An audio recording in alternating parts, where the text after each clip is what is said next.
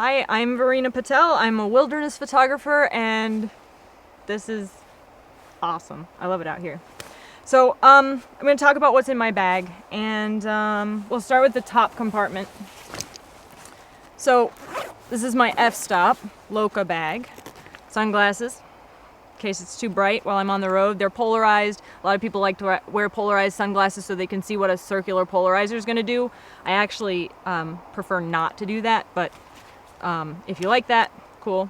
Little flashlight for light painting, or for walking back in the dark after a shoot.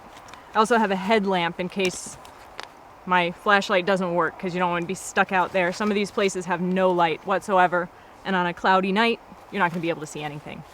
Toolkit from Enduro for my tripod. Seems like a good time to mention that. I always carry my tripod. Sometimes it's strapped to the side of my bag. A lot of times I'm just carrying it in my hand. But the toolkit comes with, you know, the stuff that I need to adjust the tripod, and also lens cleaning wipes. I put those in there, and I have a teeny little screwdriver in case those tiny little screws on my lens start to come out. I'll use that. And it comes apart, and I have, you know, all those teeny tiny little screwdrivers in there, so that's great. I also have a very tiny little tripod that I use to hold my my iPhone if I'm doing short videos. So that's kind of cool. And you know, you just set it on a log or something, it works perfectly. Okay, I also have a first aid kit in here, and that is packed with Band-Aids and medications and whatever it is that I might need on the road. A lot of times we'll carry a bigger first aid kit in the car. This one comes with me in my bag. I also have sunscreen because I'm pale and I don't want to be red. I have a bunch of business cards. We get a lot of questions while we're on the trail. I like to be able to answer people and give them a business card. It's good marketing. And I have a compass because you never know when your GPS might stop working. Learn to read one, carry it with you.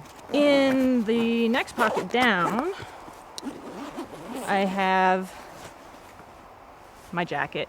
A lot of times I will have this one wrapped up in here. I'll have another one on the side. Sometimes I even have a third one. It just depends on the weather. If I'm looking at really cold conditions, that's the most important thing. I also have in the front pocket a rain jacket in case it rains, obviously, and rain pants too. Those are actually great for windy conditions too. Just having a layer to block the wind can be enough to keep you warm when it's cold.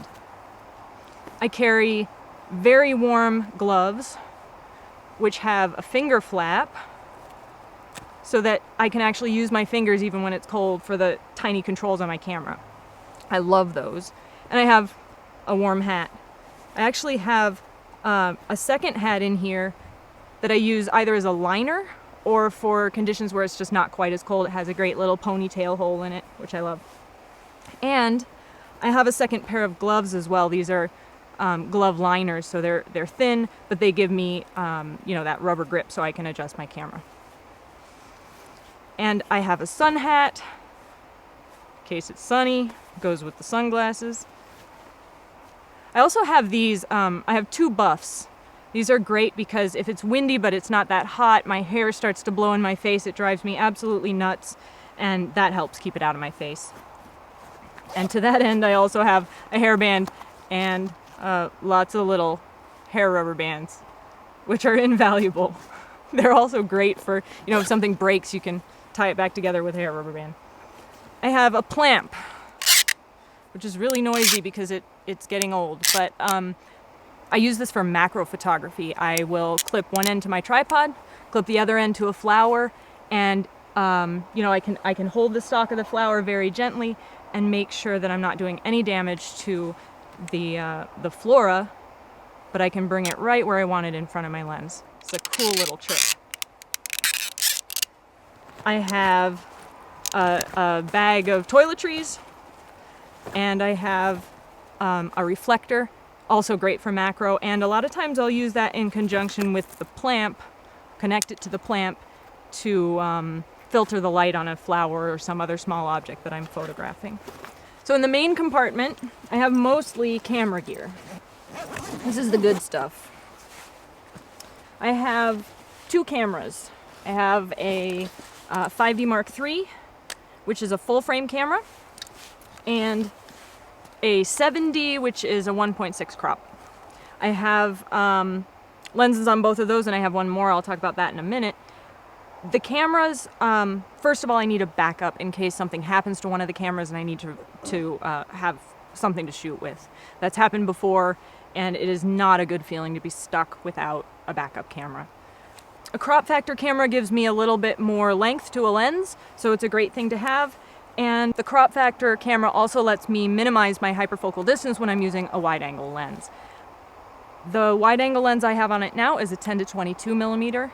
It's really nice and wide on this crop factor camera, and like I said, it gives me a lot of extra to work with in terms of hyperfocal distance.